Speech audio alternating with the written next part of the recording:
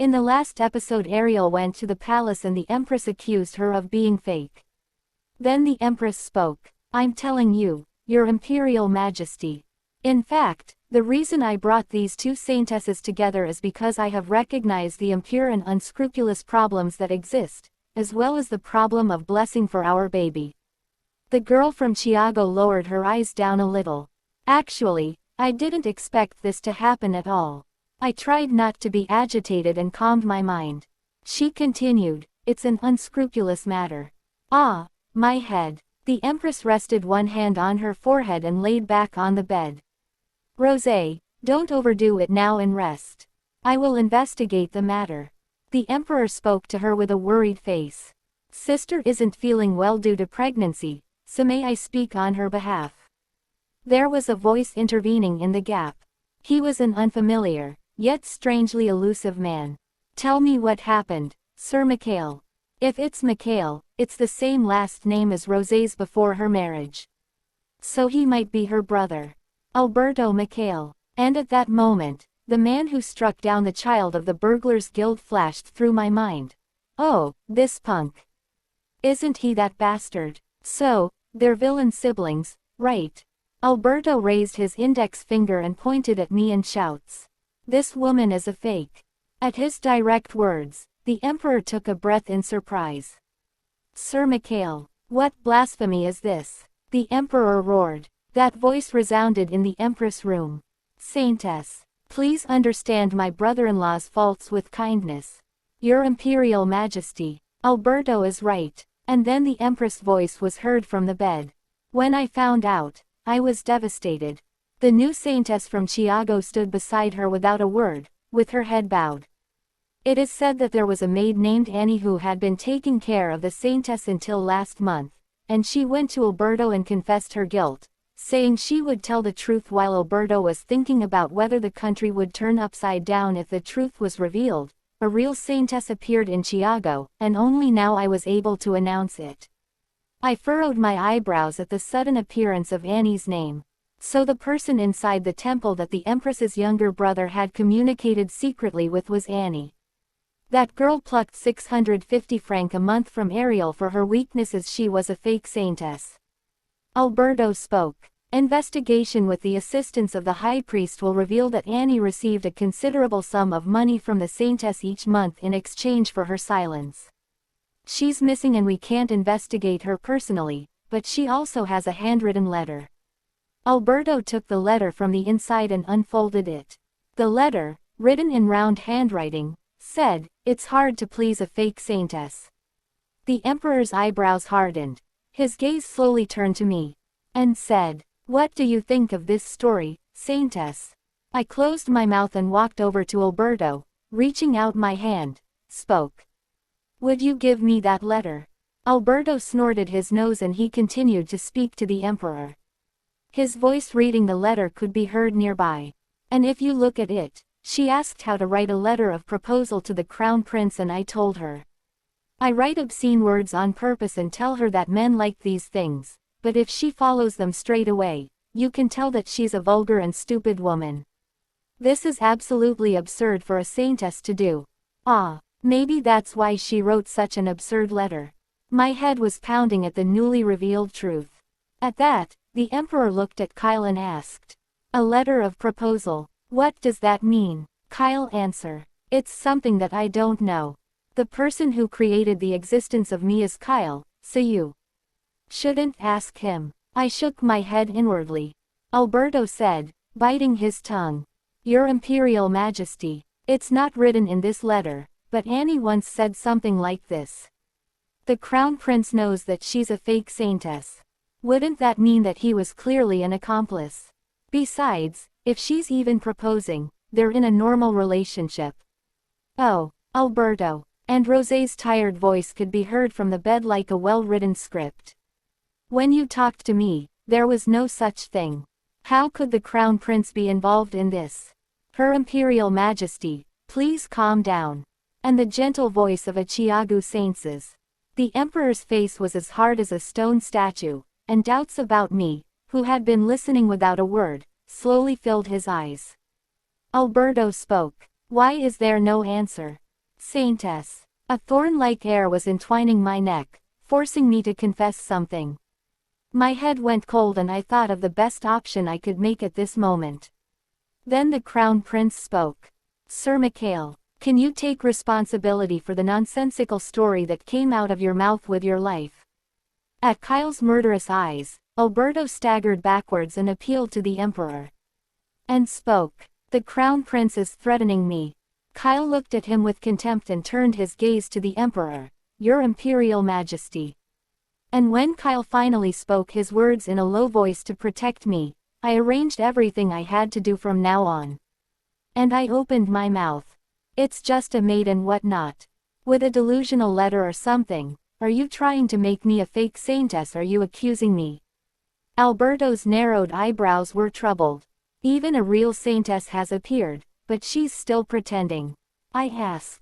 Any proof that that woman is a real saintess? Alberto's eyebrows twitched. You sure are very shameless. Rosé's edgy voice was heard. If it's fake versus fake, there's no hesitation. Alberto's voice was heard. Miss Tina made a deer walk, in which it was unable to walk because of its broken leg, and opened the eyes of a blind man who couldn't see.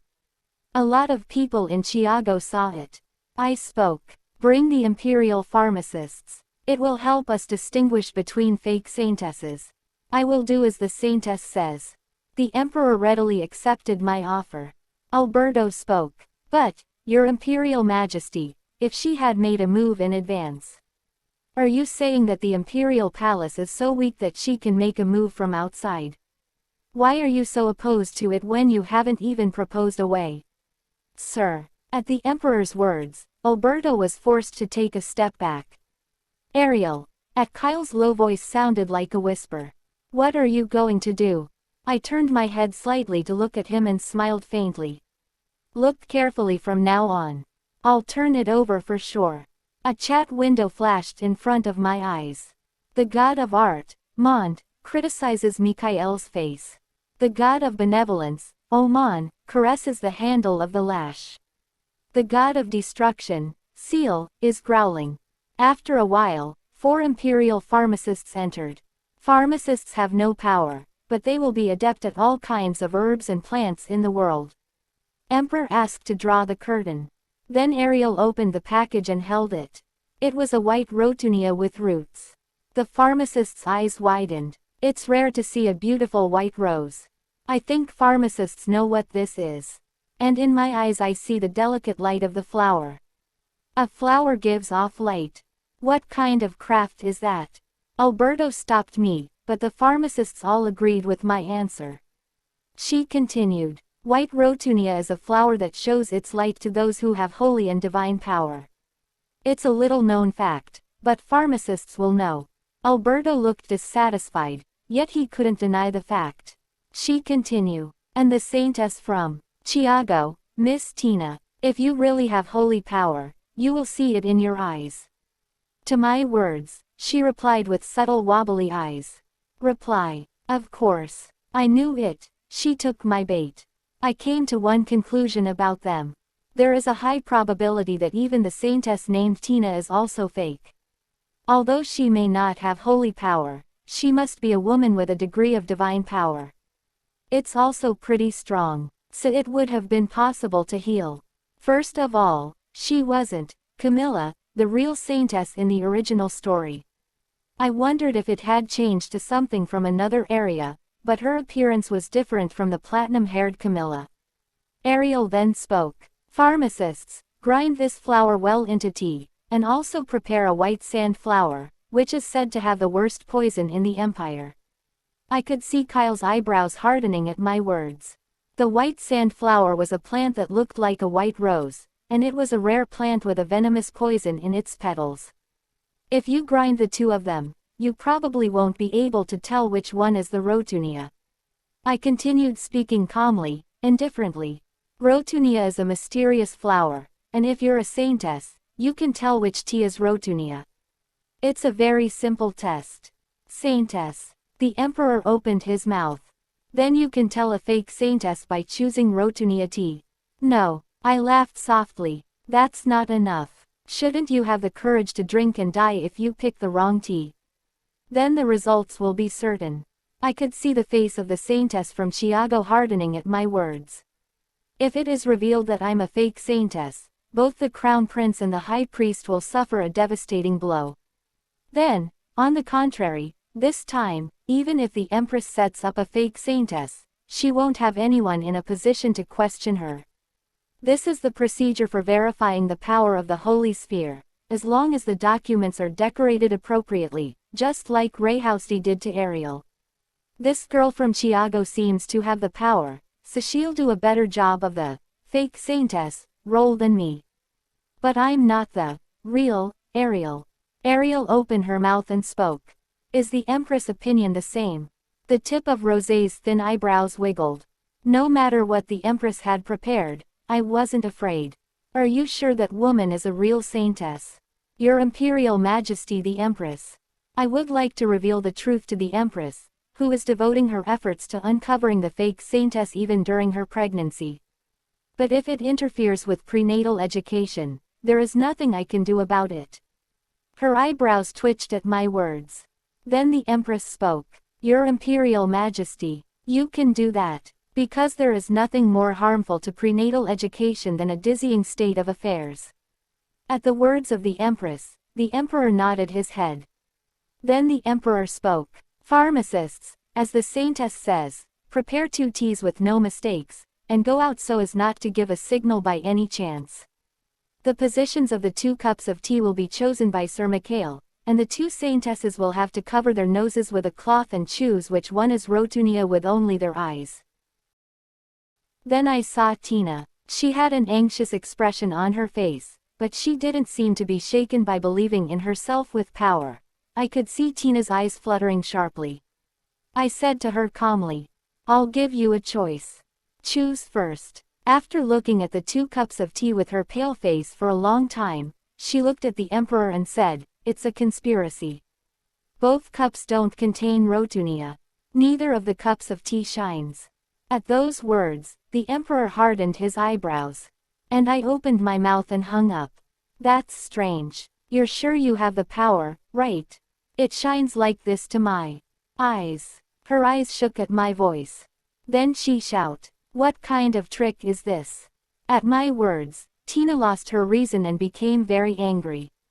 Ariel continued, Unless you can't tell the difference because you're cheating with your power, which is divine power rather than holy power. I casually picked up one of the glasses. I murmured calmly, Rotunia is nothing like tea. As a tea it's bitter. The god of art, Mon shrugs his shoulders. The day I was walking through the flower fields of Rotunia with Rayhousey, I noticed that the petals that had been unintentionally opened didn't give off light. Like a mini light bulb connected to a battery, the petals separated from the roots are crushed and the light is blown away. Tina denied the reality as if she had gone mad, but when there was no one to defend her, she crawled towards Alberto. She spoke. Sir Mikhail, this is different from what you said. You said you would give me the wealth and honor of Ilium. You dirty fake saintess. Alberto took a teacup from the table and, before anyone could stop him, grabbed her chin and forced it into her slightly gaping lips. He continued, How dare you deceive me and the Empress? Sir Mikhail, Kyle shouted and approached Alberto, pulled him off by force and rolled him up. Watching this all the commotion Emperor ordered to stop it. And asked soldiers to put fake Saintess in prison. Alberto quickly tried to apologize and blamed everything on the temple that they sent that girl. The Emperor shouted at Mikhail in an angry voice. Such an absurd disrespect is being committed. Besides, you're blaming the temple for this madness. Quickly get down on your knees to the Saintess and ask for forgiveness. He grinded his teeth and knelt before Ariel and apologized. Ariel leaned slightly down and made eye contact with him. He's a madman who hits people with a horse, and he just killed a woman. How many people are being harmed? Sir Mikhail. I raised my hand and patted him on the cheek. In the eyes of others, it will look like it was just brought. However, since I used CL's blessing, he must have felt a shock similar to being slapped on the cheek. I saw him widen his eyes. I whispered to him, still smiling. A chat window flashed in front of me. The god of benevolence, Oman, nods satisfactorily. Well, it's not a lie. Just now, the god of benevolence has told me to deliver it. I got up again and smiled softly. Then the emperor's trembling voice was heard. Today's work is on me, not the temple. I bowed my head slightly to the emperor and said, it must be my fault that they misunderstood because I'm weak. The god of art, Mont, pays tribute to your acting skills. The emperor paused his words and opened his mouth again. You are indeed the spiritual leader of Ilium and the people of the empire. I don't mean to say it at a place like this, but if the saintess is really close enough to my son to write a proposal letter, you have my blessings. Please keep in touch with my son in the future. I could see Kyle's eyebrows wriggle at the emperor's words. Not knowing how to respond, Kyle broke the brief silence that followed. Your Imperial Majesty, the saintess seems tired today, so I will see her off. I glanced towards the empress. She was holding her stomach tight and staring at this side with her piercing eyes. The dark face suited her quite well. One can only escort someone to the carriage, but Kyle went all the way to get on the carriage. And he offered to take me to the temple. He spoke. You must have something to tell me. Ariel replied, don't ask me how I got the Rotunia tea. It's a trade secret. He continued, I have no way to know. Whether it was your intention to deceive Rayhousty, or, with what intentions, Rayhousty dared to play tricks on me. If it is true that you're a fake saintess, even that. I shrugged and answered him. Whether I'm fake or real, the important thing is that I have been helping your highness from the beginning to the present. I'll never bite you, so don't worry. He spoke, are you asking me to believe you? She replied, your highness is free to say what you think of me, but it isn't beneficial to have a clear enemy and focus on other things. As I was about to get down with him sitting crooked behind me, his low voice rang in my ear. Ariel. I paused and turned around. He spoke, the offer to come to the Imperial Palace isn't valid from today, but I plan to find you often. Whether you're fake or real. I stared at him with awkward eyes. He continued, now it's clear that we have the same enemy. All the lives of those in the same boat with me are mine. No one dares to harm my person without my permission. There was an arrogant confidence in his voice. Perhaps because I was surprised by the sudden approach in his eyes, my heart was racing, and my head was complicated.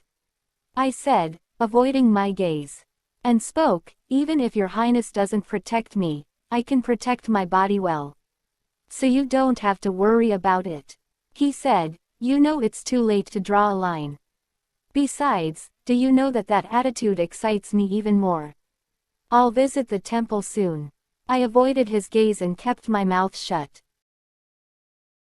After opening the door, I entered the temple and saw a man at the end of the corridor. It was Rayhousty in white uniform that looked like snow. He spoke, did you give the Empress a blessing? At his words, I shook my head. There was something that's a little complicated. Despite my answer, he smiled faintly as if he had guessed my answer. He spoke, I heard that the girl from Chiago turned out to be a fake. And you proved that you were a real saintess. Will you explain to me? His eyes shone strangely. After a while, I looked at him with a calm expression and said, it's true that the girl is fake. However, I'm not real. It was just a trick. His gaze was towards me and he was holding the holy sphere. He wanted to test holy powers again. Then he spoke. We had something we were going to do last time. Do you remember, Saintess? When the holy sphere turned blue when Rayhousty touched it. He smiled at Ariel and now waiting for her to touch it. I cautiously stepped out, and one step at a time, I got closer to it. Rayhousty was looking at me, and then spoke, look like you have run out of tricks.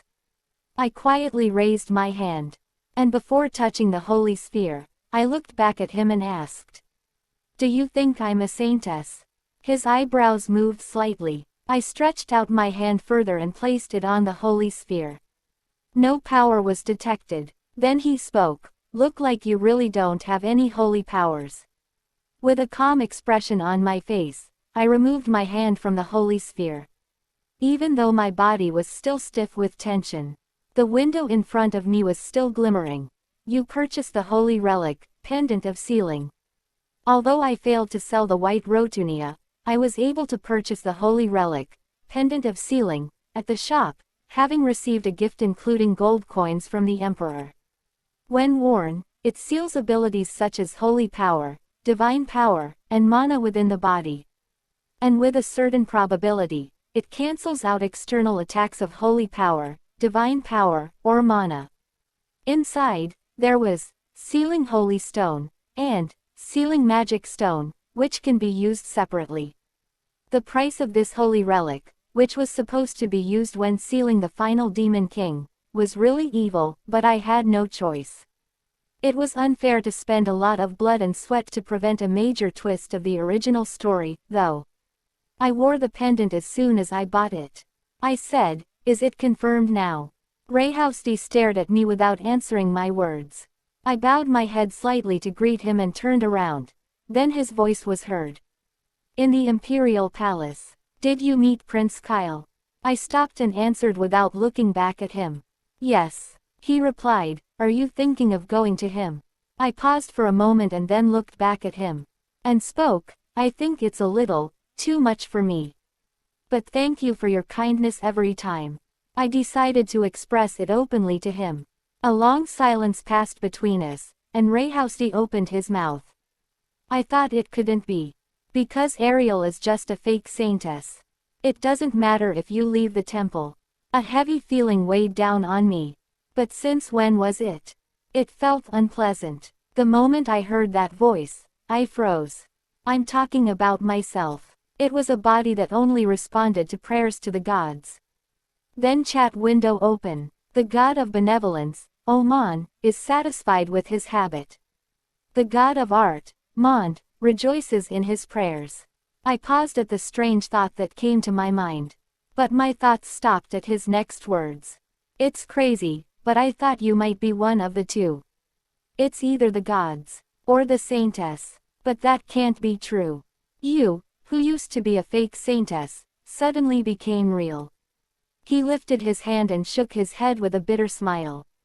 And he looked at me as he continued, "I would just assume that this peculiar, profane disposition has been cured."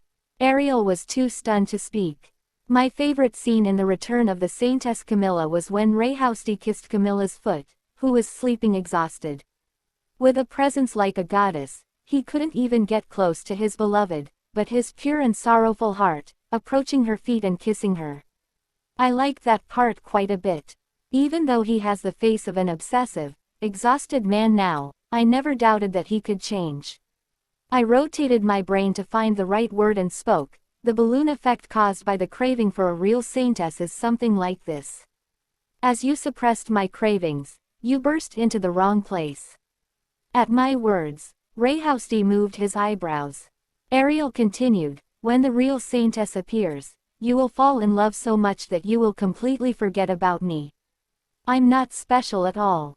He smiled softly. His hand pointed to my heart. And spoke, "Every time you say that, it hurts here." He was handsome enough for me to exclaim, "Wow. Isn't it against the law to make such an expression?" I looked at him with a blank expression for a moment, then finally made up my mind and opened my mouth. "Because I'm going to leave someday. Don't give me too much." It was a bit cold, but it was sincere. It's a pity that Rayhousty's relationship has ended like this. "Ariel." I heard his voice, but I turned back and walked down the corridor. His dark gaze lingered on the back of my head. The chat window open. "The god of art, Mond, condemns your coldness. The god of knowledge, Hest, praises you for being sharp." The opposite reactions of the gods were floating around in the chat window, but I continued walking, shifting my gaze to another place. It was when I walked down the corridor with a heavy heart and arrived at the hallway leading to my room. Suddenly, a sharp scream was heard from somewhere. Startled, I ran to where the scream was heard. "This isn't enough holy power." I pushed out one of the priestesses in front of me, and my face hardened in surprise at the scene unfolding in front of me. My heart was beating like crazy. A memo saying, "I paid off today's debt," was scattered on the floor. Then I saw Daisy, who was dying from her severely wounded chest and stomach, dripping blood with every breath she took. There was blood pooling on the floor, and the maids and priestesses were weeping. 2 of the priests tried to pour out their divine power, but it was too small an amount. Daisy opened her blood-drenched lips and clapped her mouth. "Please be careful." Tears like dew on the corners of her eyes made me lose my temper. Something deep inside my chest swelled up. A warm light formed on my hand that covered her chest, as her blood gushed out, and it wrapped around Daisy's body.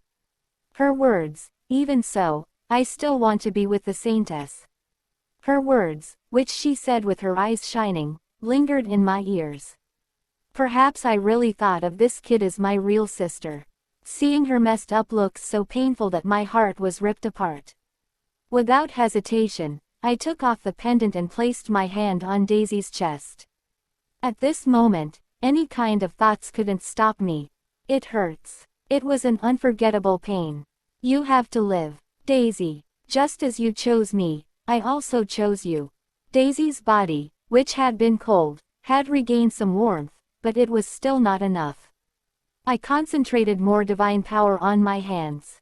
Daisy was still lying in front of me, and her clothes were completely soaked in blood. However, those black eyes were looking at me, as if she was waking up from a deep sleep. With eyes full of vitality, she spoke, "Saintess." And, startled by this scene, the priests and priestesses, who stood still as if they were dead rats, all shouted together. Among them, voices were heard muttering prayers in emotional voices. 9 gods. The disciple of Eliam witnessed a miracle. The Saintess saved a priestess. A voice came, "Ariel." It was only then that I realized that I had publicly saved Daisy and there was no way to escape. Turning stiffly, Rayhousdy was standing there. "Well, that," I opened my lips, feeling burdened by his eyes pouring towards me. I couldn't come up with any excuses to make. At that moment, suddenly he got down on one knee and the other knee too. Rayhousdy lowered his head deeply and kissed the top of my foot. A tickling sensation rose through my heart as his soft lips touched. Then he spoke, "This twist is also welcomed." I was surprised. His red lips twitched, and a soft, barely audible voice flowed out. Then after all the commotion, Ariel went back to her room. She was restless and totally exhausted. Around now, Daisy must be washing up hard, right? I've been through a lot today. Didn't I go to the Imperial Palace and have a fight with Alberto? Well, it ended with my victory. Coming back to the temple, someone attacked Daisy. If she had died, what I had planned before was unforgivable, but attacking people around me was even more unforgivable. You touched the wrong person. Empress. There is a saying that the best defense is attack. I didn't mean to match the beat of someone who meant to mess up my life. Then the chat window opens. The god of benevolence, Oman, blesses you. When I received Oman's blessing, I felt warmth radiating through my body. The god of knowledge, Hest, blesses you. Hesed's blessing cleared my head. Stop. It's too much. At the text that appeared in the chat window, I hurriedly made an X with my hand. The god of love, Odyssey, expresses his disappointment in you. The god of destruction, Seal, is trying to memorize a blessing spell, but he looks at you. Ariel said, "Don't waste your blessing, no, your power." The god of love, Odyssey, blesses you. The god of destruction, Seal, looks at you. That's why. The god of destruction, Seal, looks at you.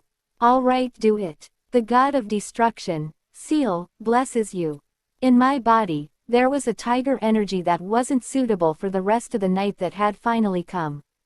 In the end, after receiving even Ciel's blessing, I lay down on the bed.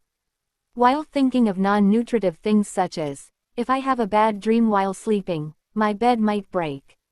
The moment Rayhousedy's eyes came to mind, I pulled up the blanket to my face.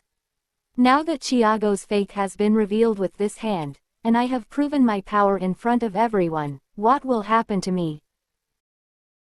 Next day Ariel went to the Hagen Building Agency. It was real estate, because she wants to purchase residence for her bright future. But the employee blatantly refused her to show any building.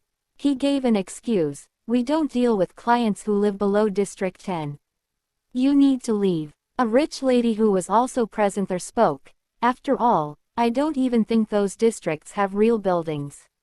"You're right. It's just a bunch of shanties, from what I hear." The employee continued: "If I've made myself clear, then please don't waste my time any further. Come back when you have cash in hand." Ariel can't believe it. Just less than 24 hours later and I'm being treated like dirt. She had definitely heard of it. The capital is divided into 15 districts, with nobles and wealthy people living in District 1 to 3, commoners living in District 4 to 10. I lowered my head a little to see how I dressed. Since I borrowed pants from Daisy, I wasn't seen as an aristocratic girl. Ariel frowned. She thought, they don't even see me as human, let alone a potential client. And instead of me, I heard a voice pointing out their rudeness. She spoke: "Oh my, ladies. I think what you just said is a little rude." She might be a servant who runs an errand for a certain house. She came here because her master asked her to find out about the building, and if she was rudely kicked out in this way. It's getting more and more spectacular. She continued: "What can a servant see that the noble sends her on errands?" The ladies praised the countess. As expected, the countess is very merciful to her. Lady asked: "This time, you registered a divine in the Temple of Ilium, right? It wasn't just a literal rudeness. Predict the circumstances of others and sympathize with them. Do these nobles know that all such things are rude?" And then the door opened and someone else came in. I had my back against the door, so I couldn't see who was coming in, but I could see the ladies who glanced around the door, looking surprised. It was the same with the man with a mustache. "Oh my, how long has it been, Marquis?" The man jumped up and bowed his head upright. I furrowed my eyebrows and looked back. There stood a face I knew well: Cass Lloyd. The man with a mustache spoke: "Hurry up and get her out of here." Then Cass opened his mouth. "There's no need for that." At that, the man with a mustache looked at him with his puzzled eyes. Cass lifted my hand and kissed me gently on the back of my hand. I could feel the ladies making surprised faces. "Lord Marquis," then he continued, "it must have been that you had brought salvation to the poor in the most humble part of the city. It has been while, Saintess." I removed my hood and I stared at him with bewildered eyes. Cass, with his cool expression, spoke straight to him. "You're not a believer who doesn't even recognize the saint's face, are you? You seem to have stopped by to find a building for the temple relief project. Did Hagen introduce you to a good building?" Cass said, looking into my eyes. Everyone knows that Cass Lloyd isn't the type of person who likes to joke. Then I also kept playing and spoke. "They say there's no building. I need to go to another agency." Hagen's lips trembled at my words. "No, that's not it, Saintess." It was a little funny to see him trembling in embarrassment because of the words I had spit out. Ariel continued: If I tell the high priest about today's event, he might make good use of it in the Mass. The Temple Relief Project is experiencing these difficulties." Hagen's face turned dark. "Perhaps, when the believers find out about this, the Hagen Agency will receive a great deal of protest or scorn." "Saintess, please forgive me." Ariel continued: "I need to review the eligibility criteria for the Divine of Ilium. As you know, there are a lot of nobles who want to become saints, but there are a lot of people with personalities that are not suitable for being a saint in Ilium, so we're struggling with various problems." The madams' faces turned pale. Becoming a member of Ilium means becoming the mainstream noble of the empire, because what was stamped on a saint was the door to the mainstream nobility. The news that the Ragefield family had been expelled not long ago was no longer a secret. "They ask for apology, Saintess." "We apologize," all the madams shouted in a panicked voice, but I turned around. At that moment, Cass' voice was heard. Would you like to leave? Yes, I answered, grabbing his outstretched hand for the escort. But he stopped while trying to escort me. He spoke, but I think we need to stop at the merchant for a while. For today's relief project, I have left a relief fund of 5,000 francs to deliver to Saintess. What else is this about? I looked at Cass with puzzled eyes.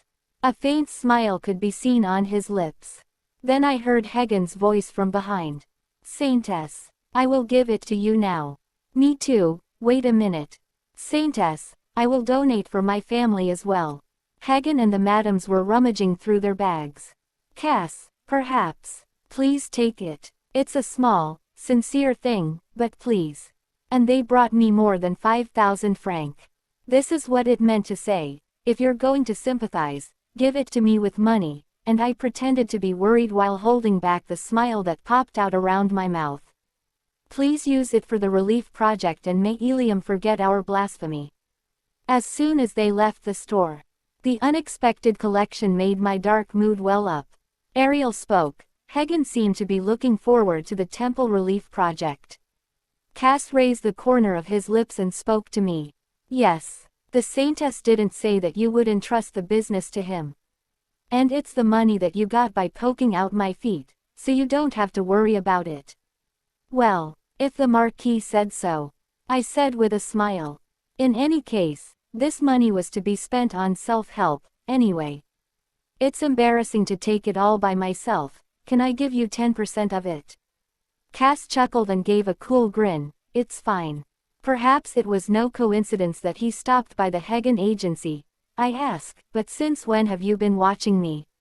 From the moment he saw my unrecognizable back, he knew it was me. He said, I found you coming out of the temple. Your face looked complicated. The voices of the priests praising the Saintess were noisy, and that is probably the reason.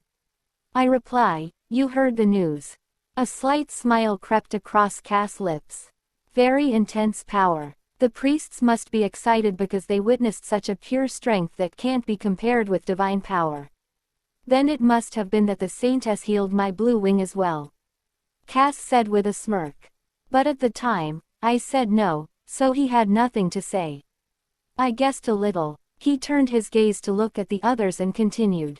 Because your eyes, which were telling me not to throw it away, but rather kill it, showed a deep contempt for me. His dark blue eyes had a monotonous glow. As if you saw the condition of the abandoned bird yourself. I suddenly got curious and asked. How is the blue wing doing? Yes, obviously. The dogs have been retrained not to dare to bite their owners. That's a relief. Then his voice was heard again. Isn't it because you wanted to hide your divine power? Divine power. Those two words from his mouth stabbed me in the chest. Then he asked, is that child worthy enough for you to give up your efforts? Cass asked me with a look as if he didn't understand. I lifted my head, looked straight at Cass, and opened my mouth. Even if it was someone other than Daisy who was there, if I had the power to save them, I would save them. In my past life, I wasn't a good person who helped others with a warm heart. Of course, I still don't intend to live like that now. But in a desperate situation where someone's life was at stake, I had only one choice. Help as best I can. That was all I knew. Even if it was the Marquis. It's a trivial thing, but I added unnecessary words. Suddenly, a subtle light flashed in his dark blue eyes. After a while, he opened his mouth. You are speaking like a saintess. Perhaps all that matters to him are numbers and scales. I answered casually. I don't know what it means to be a saintess, but it's just an act for me. If I had watched that child die to hide my divine power, I would have suffered from a sense of loss and nightmares. So saving Daisy was also for me. Whatever it is, it's the way I feel comfortable. His gaze suddenly seemed to deepen. Soon, an unexpected smile appeared on his lips. You are saying that your scale is different from mine. It could be expressed that way. I looked at him and nodded my head. He smiled brightly at my resolute response. Then he asked me, today, do you have more time? Shall we go on a date?